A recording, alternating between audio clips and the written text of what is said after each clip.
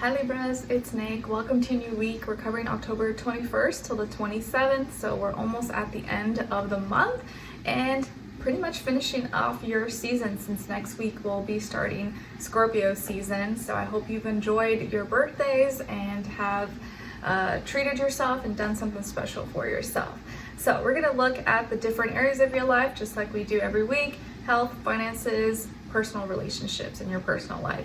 And since we're transitioning into Scorpio season this week, I'm gonna get a special animal spirit message for you using my favorite animal spirit book that I'll have linked or tagged in this video if you are interested and want to look into it, but not sponsored.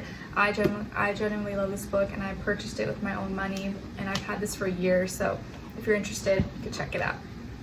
And if you haven't already, make sure you go watch the weekly astrological energies video so you get a better vibe and feel of what's going on in the sky for all of us before you watch this. And I'll have the link to the extended reading below in the description box if you're interested afterwards as a part 2 and a continuation, or just want to show support for the channel.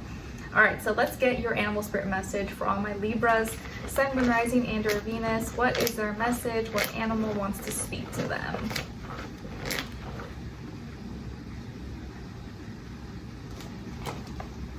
Ooh, you guys got the owl. Hoot, hoot.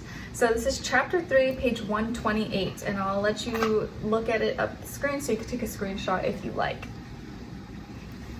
But I will read it to you, of course. So the owl, chapter 3, page 128. Elements: air, primary colors, black, brown, and white. When owl appears, it means you should pay attention to everything around you. Not only what you can see, but what you hear and what you intuitively know or feel. There are great important changes coming your way, and you need to be aware and prepared to accept them. Be silent and observe. Anything hidden will be revealed at this time. Owl means you can see the truth behind the disguise, the intention behind the actions, the unexplained within reality. In many traditions, owl is the messenger of death. This doesn't mean a physical death, but is symbolic of a major life disruption, transition, or other change. Maybe you're getting married or having a child or moving to a new country. This symbolic death is often very positive. Owl is also connected to the wisdom of the ages. It seeks knowledge through its keen observation skills. You too glean your knowledge by observing, reading, and absorbing everything you can to give you that same wisdom. You are insightful and tend to know just the right things to say to open someone's eyes to other possibilities. When owl appears, it often means something big is about to happen to you. Hoot hoot. So there you go. Our friend owl giving you that message. So hopefully that helps you out. I remember last year, for the first time ever, I saw an owl, and it was during our little family walk. It was when Skylar maybe was like barely 3-4 months or something. It was, I think, during October or the end of September, and we were walking. It was like 10 or 11 in the morning, and literally in the daytime we saw the owl. It was like, I just looked up and it was like chilling on a branch, and it like just stared at us for like 10 whole seconds. It felt like forever, but it was the coolest moment ever, and that was like the first time I'd ever seen an owl like face to face in the wild staring at me, and like for a solid 10-15 seconds. It was really, really cool and very special. It was like this the way the sun was hitting. It was like really, really cool, and that was a very transitional major time in my life. That was a little bit hard, but it was a really special moment. And one of my favorite astrologers and esoteric teacher, Dolo, he says that in Native American culture, the owl is actually, to Native Americans, the owl is symbolic of Sagittarius, that sign Sagittarius, and that's my son, Skylar's moon sign, which is kind of cool. So yes, he has changed my life dramatically, but there you go. All right, so what's going on when it comes to your health this week? Body, mind, soul, spirit, you guys got the King of Pentacles. So this week, when it comes to your health, guys, it looks like you're taking your health very seriously, and whatever actions you've been taking or participating in or embodying, you're seeing really great results. So I would say keep doing what you're doing, keep taking action, keep taking your health seriously as you are getting better and better every day. So your health may be doing really great, you're seeing improvements, you're taking things seriously, you're acting accordingly, and there could even be an earth sign in your life, Taurus, Virgo, Capricorn, who is helping you, guiding you, mentoring you, training you, or you're just embodying this earth energy where you're really like putting things into action. You're not just reading about it, watching it, you're actually doing it and applying it to your life. So really great here. Your health may be in really great condition or on that path. So keep up the good work. If it's not broke, don't fix it. Keep doing what you're doing if it's working. When it comes to your work, school, career, and finances, you guys got the Emperor, Aries energy. So, and this is your opposite sign, right? But maybe some of you have Aries in your chart, or you're dealing with an Aries, or just that energy overall when it comes to this area of life. But it looks like you're taking authority, leadership, power. You're holding your throne, or you're sitting on your throne, and you're initiating, you're taking action. You know what you need to do. You're getting really passionate, motivated. Maybe you're in a higher level position where you have more leadership role, leadership skills, and taking more responsibility. But it looks like in this area of life, you are a powerhouse. You're really dictating and initiating, and know what you need to do and what you need to focus on. And I like that you got two kings, or kings and emperor, because I really feel like you're kind of leading the way. You're using your Libra energy in a beautiful, cardinal, mature manner where you're taking charge of your life. And overall, I just feel like this is a really, it's like you're a new person. Like you're literally becoming, and you are a new person. You're not that old version of yourself anymore. And you know, the North Node is in Aries and the South Node is in Libra. So you're kind of like phasing out and getting you're moving past your old ways, your old mentality, and you're stepping into this new phase, this new space in your life where you're taking charge. You're being more selfish. You're doing things for you and not doing things for others, and finding your truth, your power in your life, and dictating, you know, your destiny. So you're doing maybe things that in the past were really uncomfortable for you. It's like what's the word, man? I'm so bad with my words. You're perfecting those things now in this area of life. It's like you're able to do those things that you had difficulty before a lot easier, and you're getting better and like professional and leading the way. Instead of doing things for others, you are making decisions. So I like this. Now when it comes to your personal life and your relationships, your energies, you guys got the Hierophant, Ten of Swords, and the Sun. So some of you could have Leo, Taurus, or maybe Gemini in your chart. Then on this other side, for this other person, this can be someone you're dealing with right now, or you will be at some point. Got here 5 of Cups, the Moon, and the Page of Swords in reverse.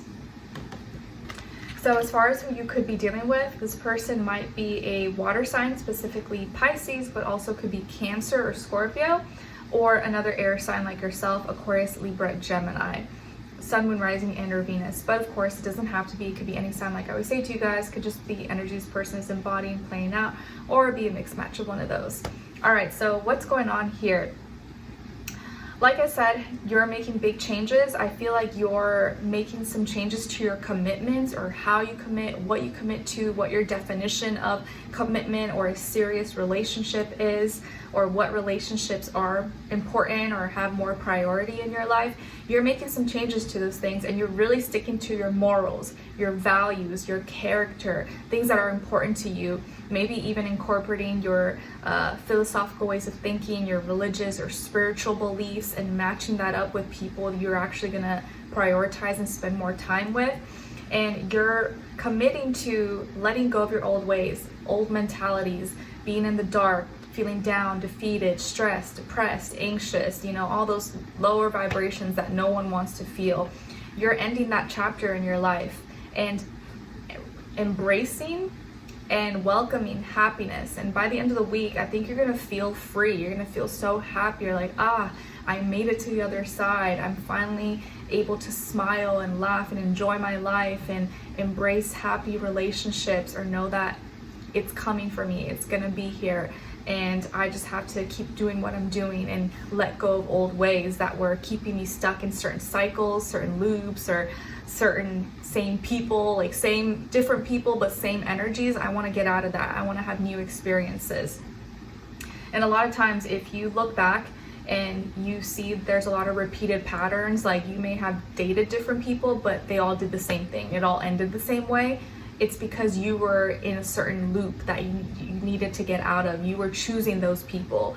It's like you were finding different people, but getting stuck in the same situation. So you weren't learning certain lessons, and therefore you were attracting, and you were attracted to the same type of energy, just in a different person, in a different body, but it was the same outcome, same situation. So how you know you've gotten out of a cycle is you no longer are experiencing that. You are experiencing a totally different energy, and that's how you know you've kind of have overcame something, or you have learned that lesson and it's behind you. So whoever you were dealing with, or maybe you are dealing with right now, this person's really sad, maybe crying, dealing with some not happy about the changes. This could be someone you broke up with, or you guys are separated from, or they're dealing with some changes emotionally, and something is coming to light, or they've had to really like realize certain things about themselves and are in a very emotional, sensitive spot right now. And either they have opened their heart, or they are revealing to you what they really feel, how they feel. You're seeing their sadness, their softness, but they're also maybe doing this in private and realizing and coming to their senses of how they truly feel, or how they really felt about you, but maybe took you for granted, didn't appreciate you, didn't hold on tight or try to fight for the love, fight for the relationship, and didn't ask the right questions, and is almost like in denial, or is not even looking, not searching, not didn't try hard enough to talk it out or communicate with you. And I feel like here, instead of you being sad, you're empowering yourself, and you're changing your commitments, you're getting rid of old mentalities, and you're like, you know what, I'm too cute to be sad. I want to be happy. I want to have a beautiful, loving family relationship or whatever. I know I deserve it, and this is my time to be selfish. I'm not going to put others above myself anymore. I'm going to put me as my top priority. And so by doing that, you're going to find that solid relationship. You're going to find that person who wants to marry you or wants to be with you long term, whatever it is that you desire. And whatever relationship here that didn't work out or fell through, it just wasn't for you. And I think now you're starting to realize that you probably were lowering your standards, and you were accepting things that were beneath you. Not like people, not like people's like above or beneath, but just the energies, how someone was treating you, or the situation that was beneath you, and you shouldn't have accepted that from the start. But now that you're holding yourself to a higher standard, and you know what you deserve, you know what you want, you're no longer going to accept those kinds of things. You're not going to be attracted to those kinds of people who just want to mess with you but don't want to be serious. You're just like, nah, I'm just not attracted to you. Like, you don't want the same things as me, so yeah, it's not going to work. And you're going to start attracting better people in your life, whether it's friends, family, romantic partners, business partners, anything. All right, so whoever this person is, they're sad, they're down, they're going through some changes emotionally. 5 is repeated twice here. So I do feel like you guys have already shared a lot of feelings and emotions with each other. You've expressed yourself, but you're expressing yourself in a more logical, practical way, composed, clear and composed, where this person may be an emotional hot mess right now. But it's like they weren't able to give you what you wanted or give you what you needed. Now they're kind of just dealing with things on their own and not able to ask or say what they really feel, but they're in your past now. All right, so let's continue this on an extended. Link will be below. I'll see you guys there, and I'll see you for your next reading. Take care. Bye.